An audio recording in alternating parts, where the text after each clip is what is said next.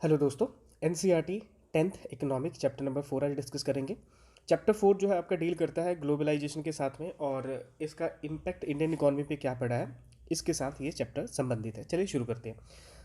देखिए, इस चैप्टर में हम क्या समझेंगे। इस चैप्टर में हम देखेंगे कि इन्वेस्टमेंट क्या होता है, एमएनसीज क्या होती हैं, मल्टीनेशनल कंपनीज क्या होती हैं, ग्लोबलाइजेशन क्या होता है, लिबरलाइजेशन क्या होता है, गैट क्या था, डब्ल्यूटीओ क्या था। ये सभी चीज़ें हम इस चैप्टर में डिस्कस करेंगे। चलिए देखिए, जैसे कि मैंने पिछली वीडियो में भी आपको बताया था कि अगर आपने स्टोरी समझना है, कंसेप्ट समझना है, तो आपको बुक पढ़नी पड़ेगी, क्योंकि बुक में स्टोरी के फॉर्म में लिखा हुआ है। वीडियो में हम क्या कर रहे हैं कि हम जस्ट वो सभी बातें जो है उसका एक क्रक्स आपको निकाल के दे रहे हैं, ठीक है। जो कि मतलब कि आप कह लीजिए कि 95% चीज़ें तो कवर्ड हो ही नहीं है यहाँ पे, लेकिन वो 5% जो है ना, वो कंसेप्चुअल क्लैरिटी के लिए आपको खुद बुक्स पढ़नी पड़ेगी कि ग्राउंड लेवल पे ये चीज़ें जो है इकोनॉमी कैसे चलती है, ठीक है। उसके लिए आपको बुक तो पढ़नी ही पड़ेगी। अब देखिए, जैसे आप ये बुक रीड करना शुरू करोगे तो एक लाइन जिस जो कि आपको देखने को मिलेगा कि ये कह रहे हैं कि until the middle of 20th century, मतलब कि 1950 तक क्या था, प्रोडक्शन जो था ये ऑर्गेनाइज था विद इन कंट्री। मतलब एक कंपनी जो है किसी भी फील्ड में मान लीजिए वो काम कर रही है, तो कोई भी चीज़ मतलब प्रोड्यूस कर रही है, तो प्रोडक्शन की लोकेशन क्या है या फिर कंपनी की लोकेशन क्या है। कंपनी की लोकेशन है उसी का देश, ठीक है। जिस कंट्री की कंपनी है वो अपने देश के भीतर भीतर ही प्रोडक्शन करेगी, ठीक है। इस लाइन का ये मतलब हुआ।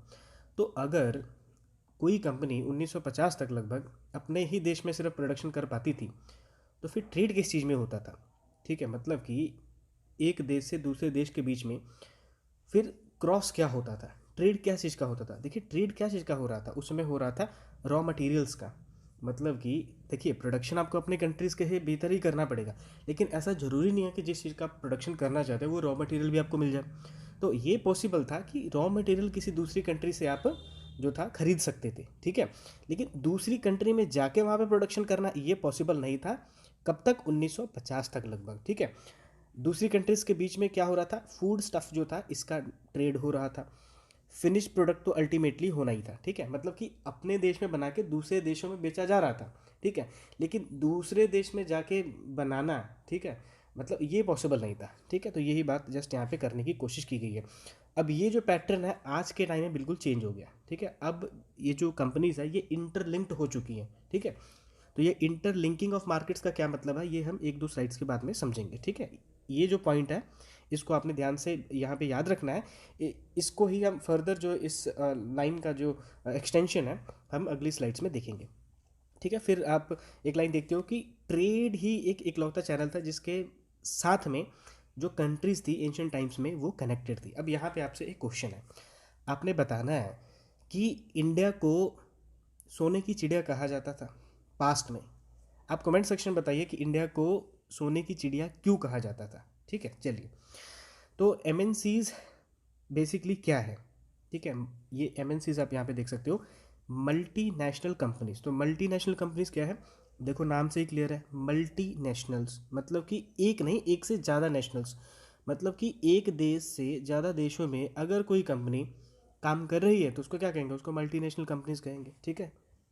अब कोई एमएनसीज है, मल्टीनेशनल कंपनीज है, ठीक है। तो वो अपने लोकेशन को कैसे आइडेंटिफाई करते हैं, वो अपना लोकेशन जो उसको कैसे चूज़ करते हैं, ठीक है। तो इसके लिए कुछ क्राइटेरियाज है। क्या क्राइटेरियाज है? सबसे पहले वो देखते हैं कि जिस कंट्री में वो अपना काम शुरू करना चाहते हैं वहाँ की गवर्नमेंट की पॉलिसी क्या है, ठीक है। वहाँ के लेबर लॉज कैसे हैं, ठीक है। वहाँ पे टैक्सेशन सिस्टम कैसा है, ठीक है। ओवरऑल वो सभी पॉलिसीज जो कि एक इंडस्ट्री को इम्पैक्ट करती है, अगर तो वो फेवरेबल है तो ज़रूर वहाँ पे कंपनी जो है अपना काम शुरू करेगी, ठीक है। ये पहली बात होगी। दूसरा बात क्या है, क्या ये क्लोजर टू मार्केट है।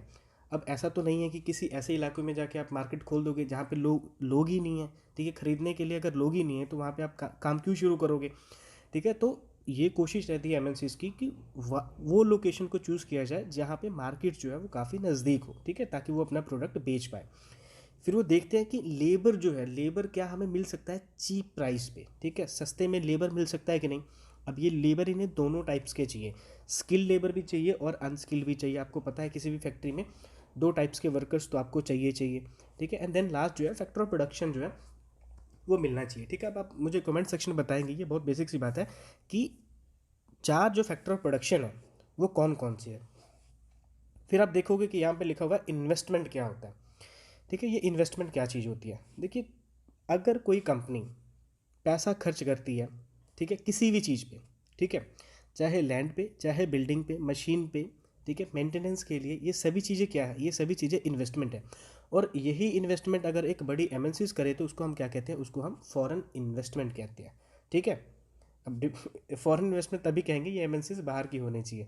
ठीक है, वैसा तो नहीं है कि रिलायंस वाले भी तो इंडिया की है, मल्टीनेशनल है, तो इंडिया में इन्वेस्ट कर रहे हैं, वो आपका फॉरेन इन्वेस्टमेंट हो जाएगा, ऐसा नहीं है। ठीक है, चलिए, अब उसके बाद आप देखोगे कि एक वहाँ पे लाइन लिखा होगा कि बेनिफिट्स क्या होंगे।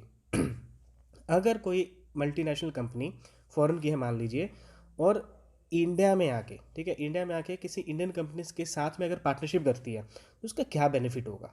देखिए, इसका सबसे पहला बेनिफिट क्या होगा भाई, उनके पास पैसा है, ठीक है, तो लोकल कंपनी जो है उसको पैसा मिलेगा। ठीक है, इसका क्या मतलब हुआ, इसका मतलब हुआ कि एडिशनल इन्वेस्टमेंट जो है वो किया जा सकता है। देन सबसे इम्पोर्टेंट जो बात है कि जो मल्टीनेशनल कंपनीज होती है, क्योंकि उनका बहुत एक्सपोजर होता है वर्ल्ड लेवल पे, ठीक है, इसलिए उनके पास मतलब हाई एंड टेक्नोलॉजीज होती है। तो टेक्नोलॉजी ट्रांसफ़र जो है ना, वो सबसे मेजर जो रोल यहाँ पे प्ले करता है कि अगर कोई मल्टीनेशनल कंपनी पार्टनरशिप करती है लोकल कंपनीज के साथ में, तो सबसे बड़ा जो बेनिफिट होता है वो क्या होता है, टेक्नोलॉजी ट्रांसफ़र का। ठीक है, तो जब कभी टेक्नोलॉजी ट्रांसफ़र होगा तो स्वाभाविक सी बात है जो लोकल कंपनीज हैं वो ज़्यादा अच्छी तरीके से, ज़्यादा एफिशिएंटली काम कर सकेंगे। ठीक है, फिर उसके बाद आप देखोगे कि एक शब्द लिखा होगा ग्लोबलाइजेशन।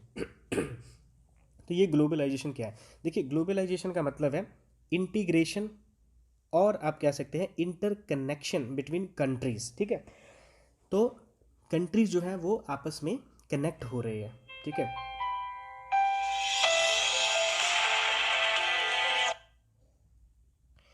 ठीक है, तो कंट्रीज जो है वो आपस में कनेक्टेड है।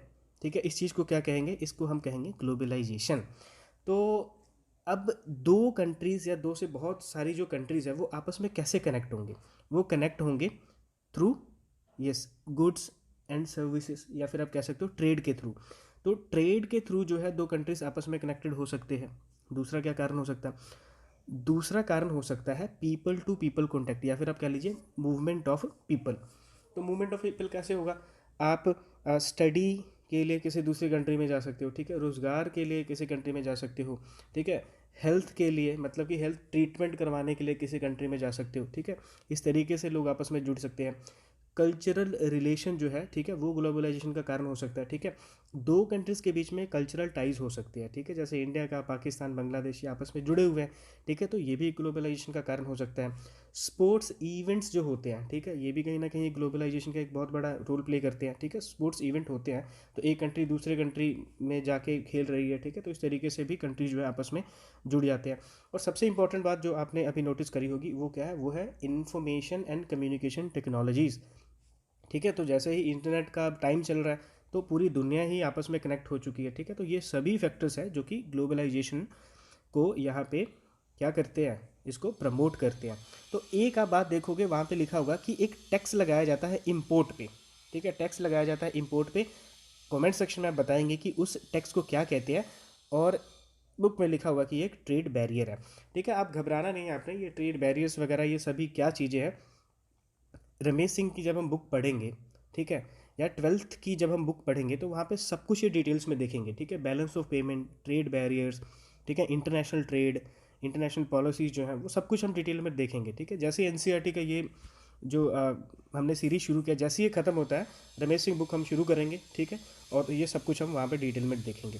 अब देखिए, फिर एक बुक में आप लाइन देखोगे वहाँ पे लिखा था कि इंडियन गवर्नमेंट जो है, इंडियन गवर्नमेंट ने आफ्टर इंडिपेंडेंस क्या किया, आफ्टर इंडिपेंडेंस इंडियन गवर्नमेंट ने ट्रेड बैरियर्स लगाई फॉरेन ट्रेड पे और फॉरेन इन्वेस्टमेंट पे। ठीक है, क्यों लगाया, देखिए इसका सबसे पहला कारण क्या था कि जो हमारे लोकल प्रोड्यूसर्स हैं, ठीक है, लोकल कंपनीज हैं, उनको किसी तरीके से प्रोटेक्ट किया जाए। ठीक है, पहला यही कारण था। क्यों, क्योंकि एक हमारा आप कह लीजिए बहुत बिटर एक्सपीरियंस था। ठीक है, अंग्रेज भी एक कंपनी के रूप में ही आए थे, ब्रिटिश ईस्ट इंडिया कंपनी के रूप में, लेकिन बाद में उन्होंने क्या किया, इंडिया को अपने कब्जे में कर लिया। ठीक है, इसलिए हम, क्योंकि नया नया हम इंडिपेंडेंट हुए थे तो इसलिए हमें डर था। ठीक है, but at the same time India ने कुछ जो इसेंशियल आइटम्स है उसमें जो ट्रेड करने के लिए परमिशन दे दिया था, जैसे कि मशीनरीज था और फर्टिलाइजर्स वगैरह, इन चीज़ों में परमिशन जो था अलाउ कर दिया था। अब ये ऐसा नहीं है कि सिर्फ इंडिया ने ही ऐसा स्टेप लिया, जो कोई भी एक आज के टाइम में जिसे हम डेवलप कंट्री कह रहे हैं, किसी ना किसी टाइम पे अगर वो किसी दूसरी कंट्री का गुलाम था, तो जैसे ही वो इंडिपेंडेंट हुआ तो इस तरीके का जो प्रोटेक्शनिस्ट पॉलिसी थी वो लेके आए ही थे। ठीक है, तो ये एक यूनिवर्सल फैक्ट है। चलिए, तो जो हमने पहला स्लाइड देखा था जहाँ पे हमने देखा था कि 90s 50s तक क्या हो रहा था कि जो प्रोडक्शन था वो लोकलाइज था। ठीक है, लेकिन आज के टाइम में क्या हो रहा है, ये इंटरलिंक हो चुका है। ठीक है, अब ज़रूरी नहीं है कि आप सिर्फ अपने कंट्री में ही बना के बेचोगे दूसरी कंट्रीज़ में, दूसरी कंट्री से ख़रीद के बेचो। ठीक है, दूसरी कंपनी के साथ पार्टनरशिप कर लो। ठीक है, या दूसरी कंपनी को ही खरीद लो। ठीक है, ये तीनों ही पॉसिबिलिटीज़ हो सकती हैं। ठीक है, और जिसके चलते आज के टाइम में आपको क्या देखने को मिल रहा है, interlinking of production across countries आपको देखने को मिल रहा है। ठीक है, आपने ये भी याद रखना है। Now what are the factors that enable globalisation, तो ग्लोबलाइजेशन को कौन कौन से फैक्टर्स है जो कि प्रमोट कर रहे हैं? टेक्नोलॉजी, ठीक है, इसमें कोई बतलाने की बात नहीं है। Liberalisation of trade, foreign trade and foreign investment. देखिए, अब यहाँ पे एक बात समझने वाली है कि ये कैसे फैक्टर हो सकता है। लिबरलाइजेशन का क्या मतलब था? लिबरल, उदार है। ठीक है, मतलब कोई रिस्ट्रिक्शंस नहीं है ट्रेड वगैरह पे। ठीक है, अब मान लीजिए कि कंट्री जो है वो प्रोटेक्शनिस्ट पॉलिसी अपना रही है, मतलब कि फॉरेन ट्रेड करने ही नहीं दे रहे हैं, मतलब कि 100% तक का जो है टैक्स लगाया हुआ है इंपोर्ट पे एक्सपोर्ट पे। तो इतने खतरनाक लेवल की पॉलिसी अपनाई हुई है कि ट्रेड पॉसिबल ही नहीं हो पाएगा। तो अगर ऐसी चीज़ है तो उसको हम कहते हैं प्रोटेक्शनिस्ट पॉलिसी। ठीक है, उसके बिल्कुल ऑपोजिट क्या होता है? लिबरलाइजेशन, लिबरलाइजेशन की पॉलिसी। ठीक है, अगर इस तरीके की पॉलिसी गवर्नमेंट ने अडॉप्ट करी है तो स्वाभाविक सी बात है ग्लोबलाइजेशन होगा ही। अगर इसके ऑपोजिट बिल्कुल अगर आइसोलेशन की पॉलिसी अडॉप्ट की है तो वहाँ पे ग्लोबलाइजेशन जो है बिल्कुल भी वहाँ पे प्रफुल्लित नहीं हो पाएगा। ठीक है, उसके बाद आपको देखने को मिलेगा बुक में कि वहाँ पे लिखा हुआ कि steps to attract foreign investment. देखिए, फॉरेन इन्वेस्टमेंट को अट्रैक्ट करने के लिए बहुत से वेज हो सकते हैं। ठीक है, इसको आपको करंट अफेयर में बहुत सारा मटेरियल मिल जाएगा। ठीक है, कि फॉरेन इन्वेस्टमेंट के लिए अभी गवर्नमेंट ने कौन कौन सी पॉलिसीज बनाई हुई है। इस बुक में आपको दो चीज़ें जो है देखने को मिलेगी। बुक में क्या लिखा हुआ था? स्पेशल इकोनॉमिक जोन हमने बना दिए। ठीक है, तो अब ये स्पेशल इकोनॉमिक जोन क्या होते हैं? स्पेशल इकोनॉमिक जोन वो जोन होते हैं जो कि एक्सपोर्ट ओरिएंटेड होते हैं। ठीक है, हमने एक्सपोर्ट प्रमोट करने के लिए ये जोन जो है हमने बनाए हुए हैं। ठीक है, इसको आप टेरिटरी विद इन टेरिटरी भी कहते हो, इसको फॉरेन टेरिटरी भी कह देते हैं। क्यों? क्योंकि यहाँ पे जो रूल्स एंड रेगुलेशन लगाए जाते हैं वो देश के अगर कंटेक्स्ट में हम देखें तो बिल्कुल अलग होते हैं। ठीक है, एक कंट्री के बीच में कोई और रूल्स चलते हैं, लेकिन कंट्री का हिस्सा होने के बावजूद भी, ठीक है, कंट्रीज़ के बीच में ही। अब ऐसा तो नहीं है कि जो ये स्पेशल इकोनॉमिक जोन है इंडिया से बाहर है। ठीक है तो इंडिया के भीतर ही। ठीक है, लेकिन यहाँ पे जो रूल्स हैं वो बिल्कुल अलग होते हैं अगर हम कंपेयर करें मेनलैंड इंडिया से। ठीक है, ये बात समझने वाली है। और यहाँ पे आप देखते हो कि वर्ल्ड क्लास फैसिलिटीज़ आपको देखने को मिलता है, चाहे इलेक्ट्रिसिटी की बात करें, चाहे वाटर की बात करें, चाहे रोड इंफ्रास्ट्रक्चर की बात करें, सब कुछ यहाँ पे हाई एंड क्वालिटी की आपको यहाँ पे देखने को मिलती है। देन जब यहाँ पे आप अपना काम शुरू करते हो तो पहले 5 सालों के लिए कोई भी टैक्स आप पे नहीं लगाया जाता है। क्या फॉरेन कंपनीज़ को यहाँ पे परमिशन मिली है? बिल्कुल मिली है। तो ये सभी बातें आपने याद रखनी है, इसमें एमसीक्यूज बन सकता है। अब ये देखिए, ये तो एक आप कह लो कि बहुत, मतलब ये जस्ट एक जिस्ट था आपको समझाने के लिए कि स्पेशल इकोनॉमिक जोन होता क्या है। एक्सपोर्ट को प्रमोट करने के लिए कुछ हमने जोन्स बना डाले। ठीक है, लेकिन ये सफिशिएंट नहीं है। ठीक है, स्पेशल इकोनॉमिक जोन एक्ट भी बना हुआ है, तो ये सब कुछ आपको देखना पड़ेगा। ये गूगल कीजिए, किसी अच्छे वेबसाइट पे जाइए, वहाँ से इसके नोट्स बनाइए आप। ठीक है, ये जस्ट आपको जिस्ट मैंने बताना था कि स्पेशल इकोनॉमिक जोन होता क्या है। देन इस बुक में लिखा हुआ है कि फ्लेक्सिबल लेबर्स लॉ जो है, अगर वो है तो कहीं ना कहीं ये भी फॉरेन इन्वेस्टमेंट जो है अट्रैक्ट करते हैं। कैसे? देखिए, कोई फॉरेन कंपनी है इंडिया में, मान लीजिए उसने इन्वेस्टमेंट करना है, तो स्वाभाविक सी बात है उसे लेबर चाहिए और चीप लेबर चाहिए। ठीक है, और ऐसे लेबर चाहिए जिससे वो ज़्यादा से ज़्यादा काम करवा सके। ठीक है, तो अगर कोई भी लॉ लेबर्स के फेवर में ज़्यादा है, ठीक है, तो स्वाभाविक सी बात है जो बिजनेसमैन है, ठीक है, वो ज़्यादा इंटरेस्टेड फिर रहेंगे नहीं। ठीक है, तो लॉ इस तरीके का होना चाहिए, ठीक है, फ्लेक्सिबल इनफैक्ट होना चाहिए कि बिजनेसमैन जब चाहे, जिस तरीके से चाहे, अगर उस तरीके से उसकी मर्ज़ी से चेंजेस किए जा सकते हैं और इससे ज़्यादा नुकसान लेबर्स का भी ना हो, तो स्वाभाविक सी बात है कि फॉरेन इन्वेस्टमेंट जो है इसको अट्रैक्ट किया जा सकता है। और आपने देखा ही होगा कि हाल फिलहाल में गवर्नमेंट ऑफ इंडिया ने बहुत से मेजर्स इसमें रिफॉर्म लेके आई भी है। एक फिर आपको टर्म देखने को मिलता है फ्लेक्सिबल लेबर। ठीक है, तो ये फ्लेक्सिबल लेबर क्या होता है? फ्लेक्सिबल लेबर नाम से स्पष्ट है। फ्लेक्सिबल लेबर कौन सी लेबर है? जिसका काम जो है, जिसका जॉब जो है वो सिक्योर नहीं है। ठीक है, चलिए, तो अभी तक हम आइसोलेशन ये सब टर्म्स अभी देख रहे थे कि कैसे इंडिया जैसे ही इंडिपेंडेंट होता है तो इंडिया ने पॉलिसी क्या अपनाई कि हमने अपने आप को आइसोलेट कर लिया। अब वो ज़रूरी भी था, ठीक है। लेकिन फाइनली क्या किया हमने, 1990s आते आते हमने अपनी इकॉनमी को ओपन कर दिया, ठीक है। तो आपको पता ही है 1991 में एलपीजी की पॉलिसी लेके आते हैं। एलपीजी रिफॉर्म जो है वो हम डिटेल में देखेंगे, +1 की जो बुक है, ठीक है। तो अब लिबरलाइजेशन देख ही लेते हैं, नाम से स्पष्ट ही है। उदार, उदार का क्या मतलब हुआ, किसी तरीके का कोई रिस्ट्रिक्शंस नहीं है गवर्नमेंट के द्वारा, इसको ही क्या कहते हैं, लिबरलाइजेशन कहते हैं। तो अगर लिबरलाइजेशन है, कोई रिस्ट्रिक्शंस नहीं है, तो स्वाभाविक सी बात है कोई भी ट्रेड, कोई भी बिजनेस जो है, कोई भी कंपनी जो है वो इंडिपेंडेंटली जो है अपना डिसीजन ले सकता है, क्या इंपोर्ट करना है, क्या एक्सपोर्ट करना है, क्या करना है, क्या नहीं करना है, सब ये इंडिपेंडेंटली डिसीजन लिया जा सकेगा, ठीक है। तो इसको क्या कहते हैं, इसको लिबरलाइजेशन कहते हैं। देन उसके बाद क्या है, WTO। तो ये आप देखोगे शब्द, जिसको कि वर्ल्ड ट्रेड ऑर्गेनाइजेशन कहते हैं। इसका जस्ट यहाँ पे हम एक जिस्ट देखेंगे, या फिर मोर देन थोड़ा सा जिस्ट कह लीजिए, क्योंकि WTO जो है अपने आप में एक बहुत बहुत बड़ा टॉपिक है, ठीक है। अब यहाँ पे तो बेसिक्स हम बात कर लेते हैं कि क्या क्या हमने देखना है। रमेश सिंह की जब हम बुक देखेंगे और इंटरनेशनल ट्रेड देखेंगे, तो वहाँ पे हम देखेंगे इंटरनेशनल ऑर्गेनाइजेशन। और इंटरनेशनल ऑर्गेनाइजेशन जब हम देखेंगे तो वहाँ पे WTO को हम डिटेल में डिस्कस करेंगे। कैसे, वहाँ पे हम देखेंगे कि जो WTO है, ठीक है, उसका और इंडिया के बीच में ये जो एक आप देखोगे कि एक स्टैंड ऑफ की जो सिचुएशन है, ठीक है, MSP को लेके, ये सभी टॉपिक्स आपको डिस्कस करने को मिलेंगे। जो अलग अलग टाइप के बॉक्सेस है यहाँ पे, ठीक है, वो देखेंगे। जो इनकी काउंसिल है और इसके मेंबर्स कभी पूरे नहीं हो पाते हैं, ठीक है, और US का इंटरफेयर क्या था, ये सभी चीज़ें वहाँ पे हम डिटेल में डिस्कस करेंगे। यहाँ पे प्रीलिम स्पेसिफिक कुछ जो इंपॉर्टेंट पॉइंट्स है जो बुक में लिखे थे, और कुछ पॉइंट जो मैंने अपनी तरीके से ऐड किए, ठीक है, उसको ही जस्ट यहाँ पे देखेंगे। सबसे पहले WTO जो है, इसका एम क्या है, स्वाभाविक सी बात है, इसका एम क्या है, लिबरलाइज करना इंटरनेशनल ट्रेड को, मतलब कि जो रिस्ट्रिक्शंस हैं, जो ट्रेड बैरियर्स हैं, उसको कम करना, ये इसका एम है। और इस पे MCQs पूछा जा चुका है और पूछा जा भी सकता है कि this is the only organisation, ठीक है, ओनली है एक्सट्रीम ये शब्द यहाँ पे लिखा हुआ है, but still this is correct, only organisation dealing with rules of trade between nation, ठीक है, ये बिल्कुल करेक्ट स्टेटमेंट है। अभी एक बार आप कंफर्म कर लेना, ठीक है, जब मैंने नोट्स बनाए थे तो 164 ही मेंबर थे। एक बार आप देख लेना कि अभी कितने मेंबर्स हैं, ठीक है, including European Union 164 members are there of WTO, ठीक है। देन उसके बाद इसका गोल क्या है, गोल वही है कि हमने ट्रेड बैरियर्स जो है उसको हमने खत्म करना है और इंटरनेशनल ट्रेड जो है उसको प्रमोट करना है। हिस्ट्री क्या था, इससे पहले क्या था, इसके पहले था अपने पास GATT, ठीक है, general agreement on tariff and trade, ठीक है, जो 1994 में 1944 में आपको देखने को मिलता है। ब्रेटन वुड करके एक शहर है USA का, तो वहाँ पे ये कॉन्फ्रेंस होता है। और GATT नाम का जो ऑर्गेनाइजेशन है, ऑर्गेनाइजेशन तो नहीं कहेंगे, रूल्स एंड रेगुलेशन जो था, ठीक है, वो एग्जिस्टेंस में आता है, ठीक है। किसने बनाया, IMF और वर्ल्ड बैंक के जो ये लीडर्स वगैरह थे, यही सब बैठे हुए थे, तो इन्होंने डिसाइड किया कि GATT भी होना चाहिए, ठीक है। तो ये जो यहाँ पे एक इंटरेस्टिंग यहाँ पे एक लाइन आपको मिलेगी, ये सेकंड लास्ट लाइन जो है, इसको देखिए कि ये जब कॉन्फ्रेंस हो रहा था तो वहाँ पे इन्होंने कहा कि चलो GATT तो आ गया अपने पास, मतलब जनरल एक अग्रीमेंट तो हो गया ट्रेड और टैरिफ को लेके। अब इसको मतलब कि गवर्न कौन करेगा, ठीक है, इसको रेगुलेट कौन करेगा, तो इसको रेगुलेट करने के लिए बात चली कि इंटरनेशनल ट्रेड ऑर्गेनाइजेशन एक होना चाहिए, ठीक है, ये बात हुई थी। और जो ड्राफ्ट तैयार किया गया था इंटरनेशनल ट्रेड ऑर्गेनाइजेशन के लिए, उस ड्राफ्ट को कहा जाता है हवाना चार्टर, ठीक है। तो ये चार्टर के स्पेलिंग यहाँ पे गलत हो गया, थोड़ा आपने ठीक कर लेना है। और इस पे क्वेश्चन आ सकता है कि ये हवाना चार्टर क्या था, लेकिन यहाँ पे दुर्भाग्य की बात ये है कि ये कभी भी फोर्स में नहीं आ पाया, ठीक है। तो आपने याद रखना, बहुत इंपॉर्टेंट लाइन है। चलो, तो गैट जो था, गैट क्या था, ये एक इंस्ट्रूमेंट था, ठीक है, कि रूल्स एंड रेगुलेशन था ये, ठीक है। ये एक अपने आप में इंस्टीट्यूशन नहीं था, मतलब इसकी कोई काउंसिल नहीं थी, इसकी कोई बॉडी वगैरह नहीं थी, जस्ट एक रूल्स एंड रेगुलेशन था। लेकिन फिर भी इसने इंटरनेशनल ट्रेड जो है उसको गवर्न किया 1948 से लेके 1995 तक, ठीक है, जो कि अपने आप में एक बहुत बड़ा अचीवमेंट था।